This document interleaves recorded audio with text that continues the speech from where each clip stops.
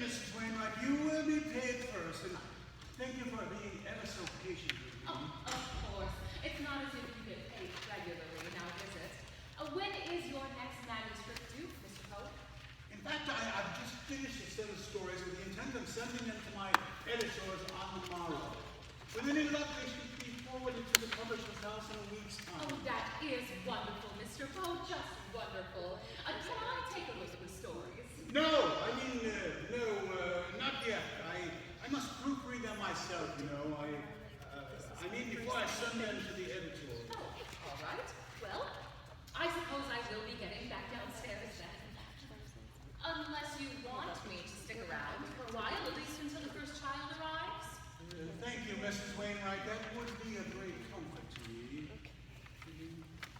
Mrs. Wainwright? Yes. What sort of things do children like to do? I have no children of my own, and I don't suppose I will be any kind of success at this. I don't know how to act around children. Oh, just stay calm, Edward. Children are reflections of their parents, and you said you know these families, right? Yes. One is my sister Rosalie and my nephew, and the other is the wife of one of my editors, the Mrs. Calloway. A fine family, the Calloways. Oh, see, you are going to be fine. And you know what children like to do? They like to listen to stories. I think Edgar Allan Poe can tell an interesting story, don't you? Most certainly, Mrs. Wainwright, but my stories aren't the sort of thing you tell your children. My stories are more focused on the lost souls of this world. Medically depressed. That's what the lights are going to eat, right? Mentally deranged, dysfunctional spawn from the depths of the pit.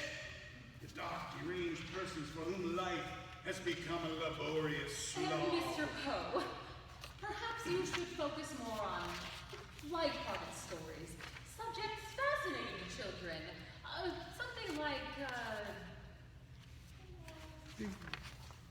Ding. Oh, that would be my sister, Rosalie. Oh, I'll get it, Mr. Poe. You just sit here and relax. You're going to be fine. Rosalie? Yes. I'm Mrs. Wainwright, the landlady.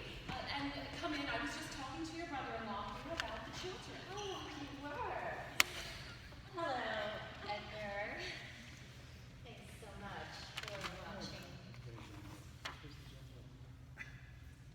Thanks so much for watching little Duncan here.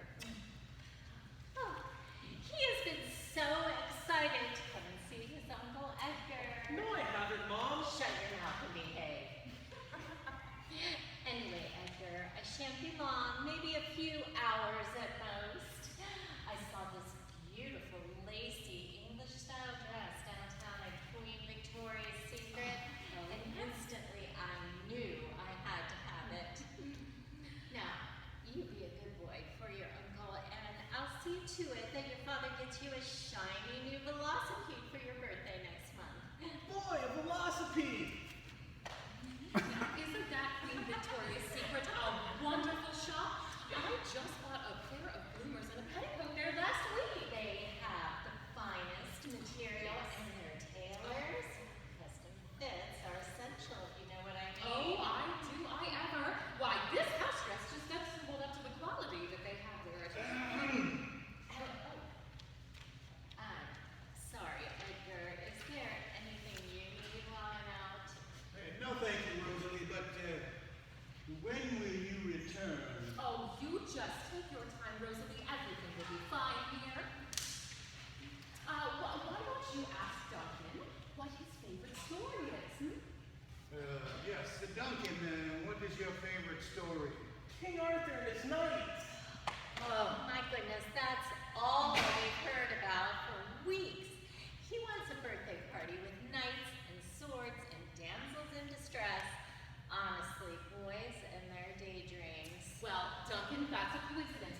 Your Uncle Edgar has just finished a story about a knight and his sword. He has? Can you tell me the story, Uncle Edgar? Yes, I can, young squire. Please, just have a seat here, and I will tell you a grand story. It all began one day in the faraway land of Begonia, so named because of the beautiful flowers that grew so plentifully. In Begonia there lived a king. What's the king's name,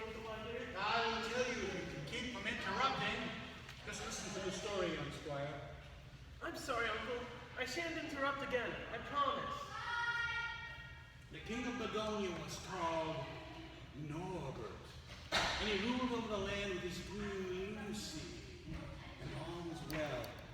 One day Begonia received a strange visit, a wizard, a great man, a man of great intelligence and skill, who offered his services to assist King Norbert in the governance of his kingdom. All was well until one day when King Norbert awoke and found his queen had vanished. He looked frantically for her all over the kingdom, but he could not find her. Curiously, the great wizard had also disappeared. The wizard kidnapped the queen, didn't he? So he's an evil wizard? Not so much evil as misunderstood. For you see, the wizard had seen great pestilence and death in his younger days, and learned to despise his fellow men. Despised them so much that life had no value for him anymore. It watched his father slowly go insane, to the point where he regularly tortured his servants, peasants who lived in constant fear. He used to place them in machines that tore the flesh from their dying bodies. He even ate his supper among the screams of agony and death in his torture chambers. The wizard's father especially took great joy in watching his perfectly innocent servants be disemboweled and then made to lay their heads on pillows constructed of their guts and ripped out bodily tissues. Excuse me, young squire, while I answer the door. Sit tight, lad. Hello, Mrs. Calloway. Please do come in.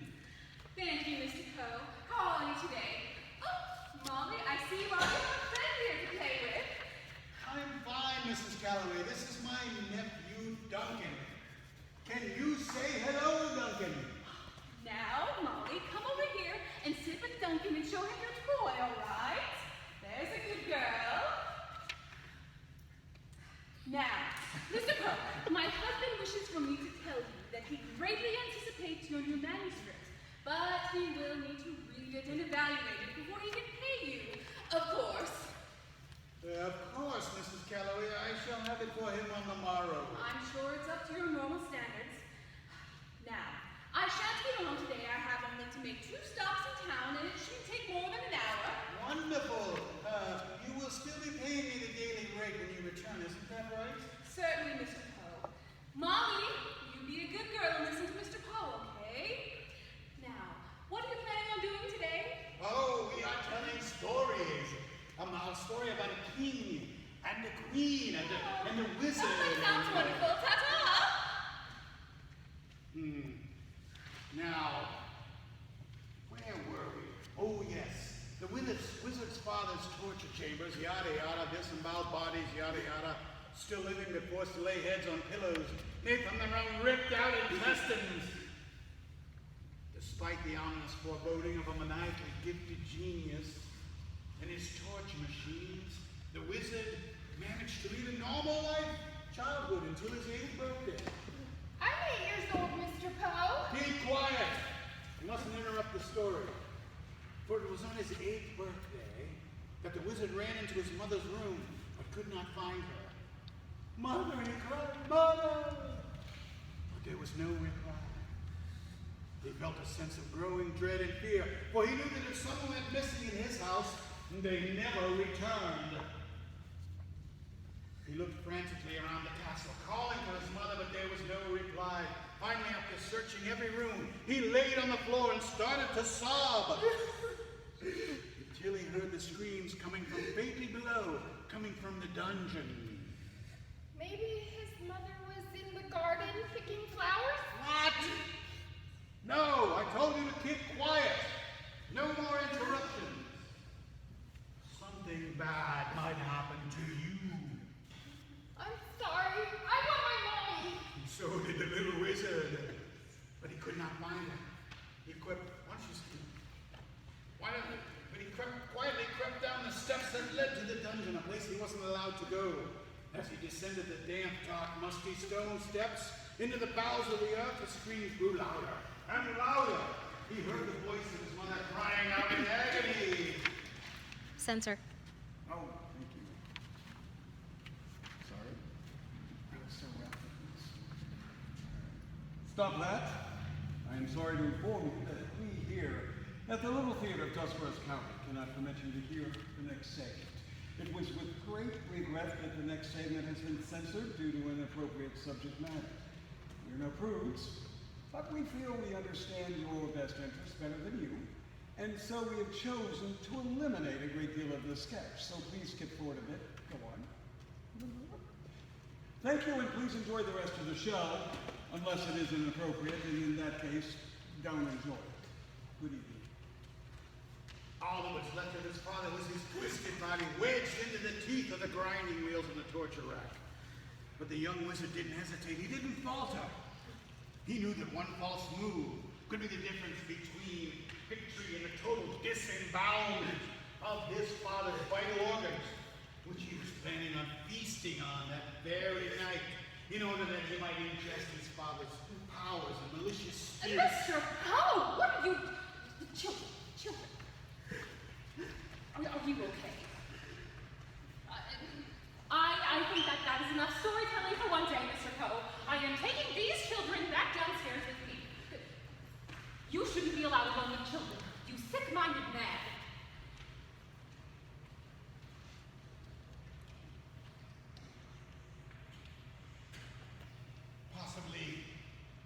Possibly she is correct. Perhaps I do have a sick mind. I wonder if anyone would like to listen to my stories. Perhaps you then. Perhaps you would like to listen to my stories.